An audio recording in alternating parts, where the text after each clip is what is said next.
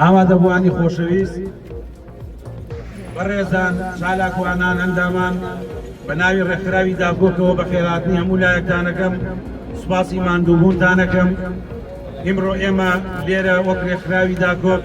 لە شارەکانی لەندەن، مانچستەر، بێرمینگام، گڵاسگۆ و نیوکاسل کۆبووینەتەوە و یادی خیانەتێکی گەورە، خیانەتی ڕۆژی سیوەکی ئابی ساڵی 96 دەکەینەوە کە پارتی دیموکراتی کوردستان بەڕابەرایەتی سەرۆکەکەی مەسعود بارزانی هەستان بەهێنانەوەی حکومەتی بەعسی ئەو کاتە ڕژێمی سەدام حوسەین بۆ هەولێر و بۆ هەرێمی کوردستان و بەم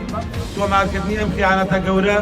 ڕۆژێکی تری ڕەشیان لە مێژووی خۆیان تۆمار کرد. وەک هەمیشە هەمومان نەزانین ئەم بنەماڵە و ئەم حیزبە پارتی دیموکراتی کوردستان هەر لە سەرەتای دروستبوونیانەوە بوون بە سەرەتانێکی گەورە بۆ خەونەکانی کوردی هەر چوار پارچەی کوردستان و هەمیشە هەر خەریکی خیانەت بوونە، هەمیشە دەستی ناحەزان و نەیارانیان درێژ کردوتە سەر هەرێمی کوردستان. وەک چۆن ئێستا دەیبینین چۆن دەستی ڕژێمی تورکی و ئەتاتورکیان هێناوەتە ناو هەرێمی کوردستان و لە ڕۆڵەکانی خوێنی ڕۆڵەکانی هەر چوار پارچەی کوردستان لە کورباشووری کوردستانە دەڕێژن. ئێمە تەنها یەک دوو ڕۆژی ڕابردوو وەکو بەڵگە لە بەردەستمانە کە چۆن درۆنی تورکیا لە ناوچەی سەیسایە و پێنجوێن دوو ڕۆژنامەنووسی ئافرەتیان شەهید کرد. هەر وەک هەمیشە لە ساڵەکانی 75 و 76 چۆن ئاش بەتاڵیان کردووە، ئێستاش بەردەوام خەریکی خیانەت و خیانەتی زیاترن. ئێمە لێرە ئیمڕۆ ئەم ڕۆژە ڕەشەی سیوەکی ئاب جارێکی تر نەفرەتی لێەکەین و نەفرەت لەم خیانەتەکەین. سەرانی پارتی و نەماڵەی بەرزانی هەمیشە خەریکی خیانەت بوونە و هەمیشە دەستێکی دەرەکیان هێناوەتە ناو هەرێمی کوردستان بۆ ئەوەی خەونی هەر چوار پارچەی کوردستان لەباربەرن. سپاسی یەک بە یەکی خەڵک و چالاکوانە عەزیزانەکەم کە لە بەریتانیا بەگشتی و بە تایبەتی لە لەندەن هەمیشە بەدەم ئەم جۆرە چالاکیانەوە دێن و خۆنەویستانە و ماندوونە ناسانە بەشداریەکەن لە کار و چالاکیەکانمان. دووبارە سپاسی هاتنە هەمتانەکەم. بنای ڕێکخراوی داگۆکەوە ئەندامی ڕێکخراوی داگۆک و سەر ڕایەوەشق و چالاکوانێک خۆشحاڵم کە دووبارە گوڕوتین و بزاوت و جوڵەی ئێوە ئەبینم لێرە. دووبارە چاوم پێدانەکەوێتەوە بۆ گوڕوتینەی کە بەردەوام هەتان بووە لە دژی زوڵم و ستەم و نادادی لە هەرێمی کوردستانە. ئەمڕۆ ئێمە لێرەین بۆی کە سیسانەوە لە یادی خیانەتی سیوەکی ئابی 1996 ئیدانەی ئەو یادە بکەینەوە. ئێمە ئیدانەیەکەن شەرمەزارێکەین بە خیانەتی ئەزانی لەبەرەوەی کە ئێمە ئەوەی کە ڕقمان لێتی کولتوری کورد کوشتنە، برای یەکتری کوشتنە، خۆ کوژیە، چونکە پارتی هەر کاتێک بێوێت لە مێژووە ئەوەی سەلماندۆکە بۆ دەست بۆ خیانەتکردن هیچ کاسڵی لێ ناکاتەوە لە بێناوی کوشتنی براکانی مانەوەی خۆیان لەسەر دەسەڵات و لەسەر ئەو کورسیەی کە تاسەر بۆ کەس نامێنێتەوە.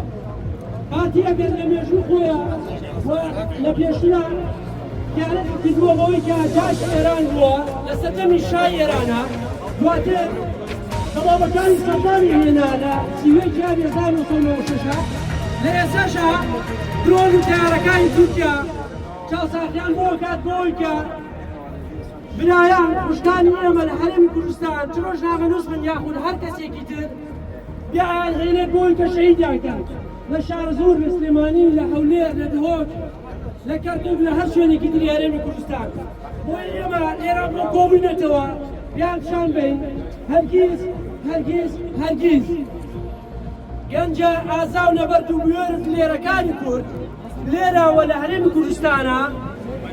بەو گوڕوتین و بەو ئازادیە کە هەیەە هەرگیز قبوڵی ناکەن و هەرگیز چۆکدا نادەن لە بەرامبەر ئەو خیانەتانەی کە بە پاپشتی تورکیا یاخود هەر وڵاتێکی تر پارتی لە ئێستا لەسەری بەردەوامە و ئەو کارانەی کە لە مێژووا کردوێتی وە لەسەر ئەو ڕێڕەوە کە لەنگەری نەگرتووە لە هیچ شوێنێکە لە پێناوی ئەوەی کە دەست بگێڕێتەوە لە کوشتنی براکانی خۆی. ئەمانەیە ئیدانەی ئەو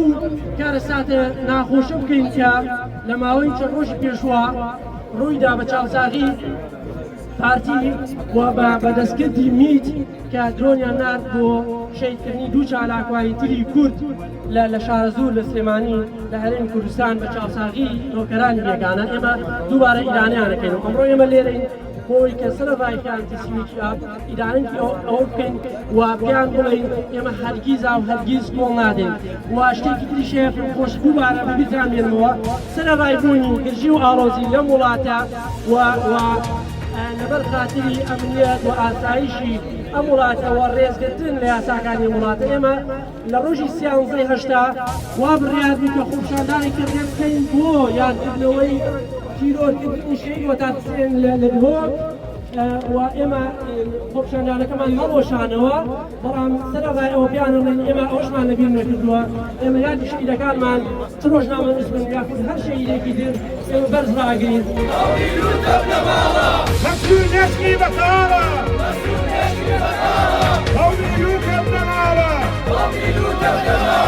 مسئول نشکی بەتاڵە دەست بە خوێن و نامەردن هەڵگری ئاڵای